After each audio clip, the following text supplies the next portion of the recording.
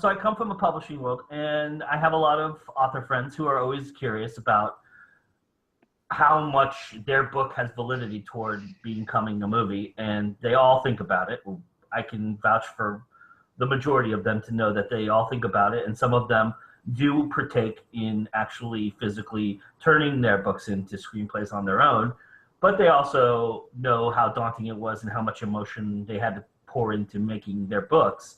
So sometimes you just, at that point, once you get it all out and you've done what you guys have done, I'm sure you can relate to this, you just want to walk away from it and let it be whatever it's going to be at some point, because if you get too immersed in it, you'll go stir crazy. So what do you think some advice might be for them to know what kind of validity they might have with their book? What do you guys, if you guys are looking at source material that's not your own, what are you guys looking for? Well,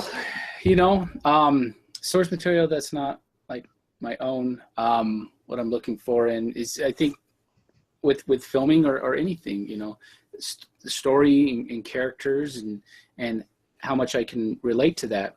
And if I really love something, I'm sucked into a character. I'll give you an example. There's these detective novels, these cop drama books called Jesse Stone.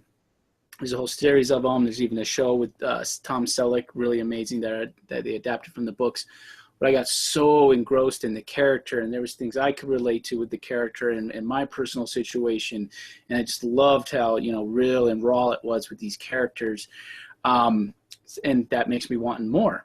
So I feel whether filmmaker or an author, when you really grab your audience like that and they want more, you don't ever want to be defined by just one thing. There's only so much I think you can ride on that one book or that one film. You got to constantly be looking forward and and doing other films and other books or other projects. But if one is really popular, like a film, and it takes off, it's like, yeah, why wouldn't you want to make a sequel and keep those going?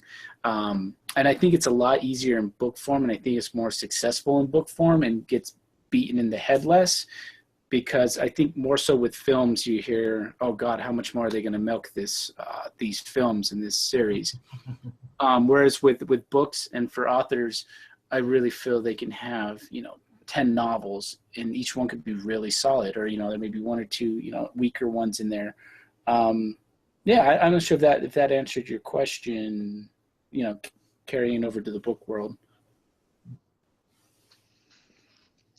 I guess I'll chime in. I have a lot of author friends, actually. Some fairly well known and some lesser known, and the conversation comes up frequently, especially if I really like their work. I often find that I'm reading a book, and in the process of reading the book, I'm planning the shots. I think I know we have something there. In the process of reading the book, I'm visualizing, the casting process. I'm visualizing how that scene would play out. That at least is that's how I know that something could make it. But I think it's also if you're writing a book and you're interested in getting it turned into another medium, then I think it's important to think about that other medium as you write. I would venture to say that it would behoove a writer, whether a novel or a short story writer or something, to maybe network with the film community, build those relationships, and maybe start off small. Research, learn, study, and in a really ideal circumstance, again, either collaborate with a screenwriter to write a screenplay for your project, or learn how to write it yourself so that you have that starting off point, and come to the prospective filmmaker with some reasons why your project would be a good one for them to turn their attention to. Yeah. What's your fan base? That'll help. Really? I mean, because if I have to think about that all the time. Am I going to make a project that no one's going to watch or care about, and then I've just unloaded a bunch of money on and there's no benefit to anyone. You have to think about the business end too. Why is this going to be successful? Think about that as part of the conversation you're having with a filmmaker. Another thing too, to kind of cap off on that, that an author can try, and even filmmakers do, is a proof of concept trailer.